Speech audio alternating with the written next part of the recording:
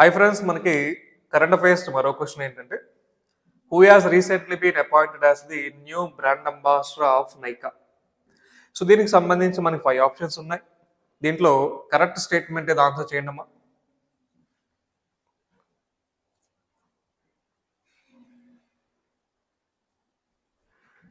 So type up నాన్న.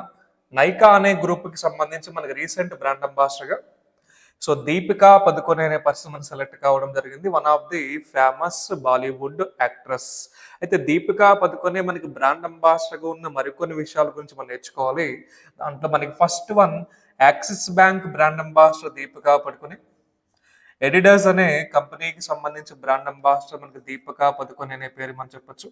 So దాంతోపాటు మనకి Jio brand ambassador, Dabur brand ambassador, ఇవన్నీ దీపికా పదుకొనేకి సంబంధించి మనకి వచ్చే బ్రాండ్ అంబాసిడర్స్.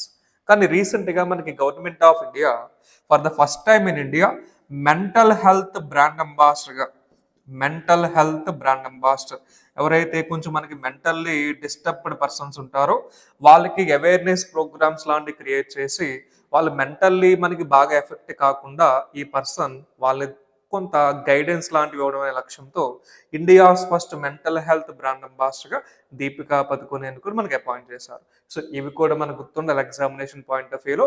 సో చూసుకుంటాం. Thank you.